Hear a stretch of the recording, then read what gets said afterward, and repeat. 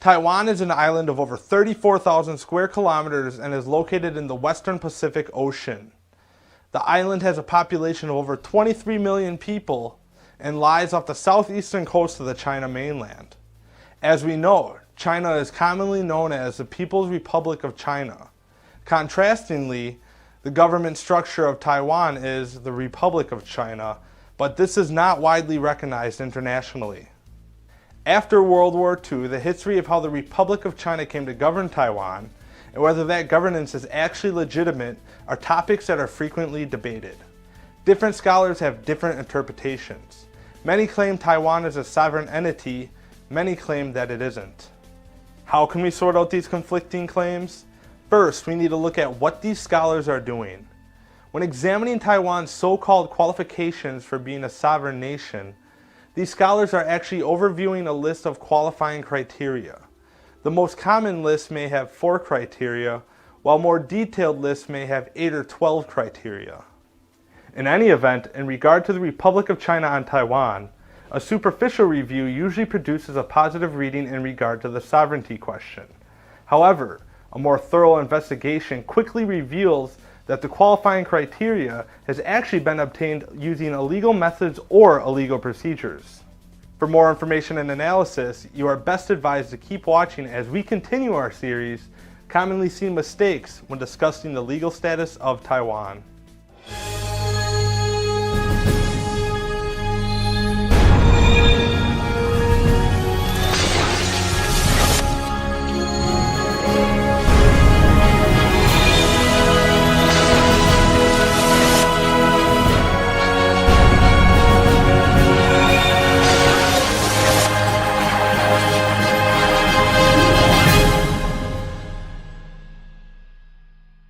Commonly Seen Mistakes, Part 3.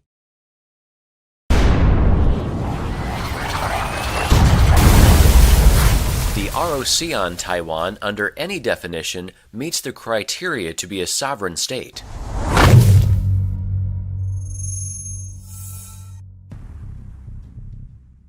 As stated previously, the Japanese surrender ceremonies in Taiwan only marked the beginning of the military occupation. Under international law, and specifically according to the Hague and Geneva Conventions, there are many types of actions which are illegal in occupied territory. Among these are announced annexation of the territory, mass naturalization of the local populace, enforcement of military conscription policies over the local populace, promulgation of a new legal structure. A quick examination of the Republic of China's supposed qualifying criteria for recognition as a sovereign state quickly shows that they are based on major violations of international law, such as the announcement of Taiwan Retrocession Day on October 25, 1945, the mass naturalization of the local populace on January 12, 1946, etc. Many foreign government officials often make statements to the effect that neither Taiwan nor the Republic of China on Taiwan are sovereign. At the most basic level, such statements are 100% true. What is unfortunate is that for the most part, these foreign government officials do not explain the reasons for their conclusions, thus leaving the native Taiwanese people both angry and confused.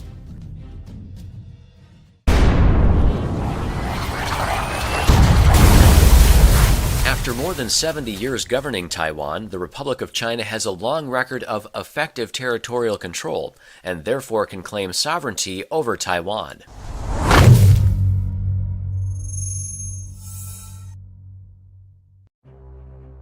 The issue being discussed here is directly related to the confusion generated by two different usages of the word occupation in English. In this regard, it is necessary to distinguish between populated and unpopulated territory. Unpopulated territory is often referred to by the Latin terminology of terra nullius, An example is a volcanic island formed in the ocean. Although competing claims must be considered, a lengthy period of effective territorial control over such unpopulated territory by the citizens of one country can result in a justifiable claim of sovereignty. However, Taiwan in 1945 was quite different. The population of Taiwan at that time was over 6 million, and it was certainly not terra nullius. The completion of the surrender ceremonies in Taiwan on October 25, 1945, marks the beginning of this military occupation. International law specifies that military occupation does not transfer sovereignty, and there is no time limit after which this condition expires. With the completion of the surrender ceremonies, the Republic of China in Taiwan was merely fulfilling the role of a proxy occupying force. Hence, the ROC cannot point to an accumulation of years of effective territorial control as a justification for claiming sovereignty over Taiwan. Some viewers may still have trouble understanding the legal difference between exercising territorial control and exercising sovereignty. For more authoritative explanations on this aspect, please see our videos. Taiwan Perspectives.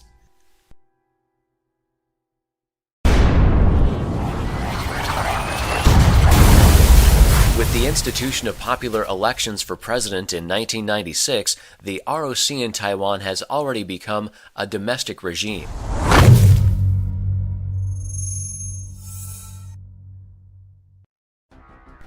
As discussed previously in this series, there was no Taiwan Retrocession Day on October 25, 1945, and Taiwan remained sovereign Japanese territory. Actions such as the mass naturalization of the local populace, the promulgation of a new constitution as the basis for an entirely new legal code, the implementation of military conscription policies, etc., are all forbidden in occupied territory. The historical record clearly shows that the ROC Constitution was written for the mainland China area and later forced on the Taiwanese populace at the point of a gun. In Chinese scholarly circles, this document is commonly referred to as the Nanjing Constitution. It is not the true organic law of Taiwan. Elections held under the auspices of this constitution are only relevant to the maintenance of the legal framework of the ROC government in exile on Taiwan.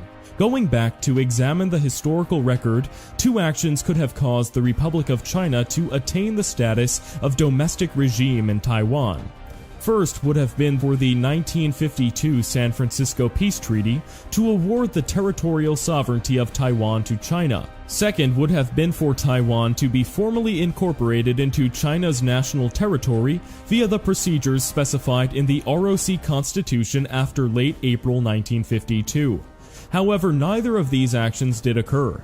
Hence, for these and many other reasons, in Taiwan today the ROC remains as a foreign regime.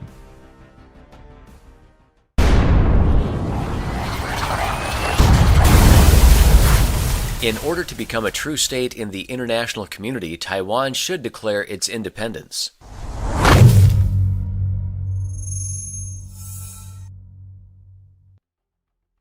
Although unknown to a majority of the Taiwan populace, over the period of the last 30, 40, or more years, there have been many Taiwanese people, both groups of private individuals and various fully registered associations, foundations, etc., which have taken out large advertisements in newspapers in North America, Europe, Japan, etc., proclaiming Taiwan's independence.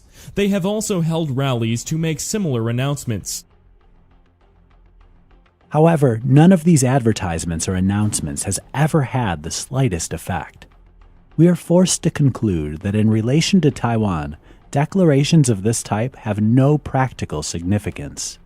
An additional problem is the sovereignty issue. As we know, Japanese sovereignty over Taiwan ended with the coming into force of the post-war SFPT in 1952.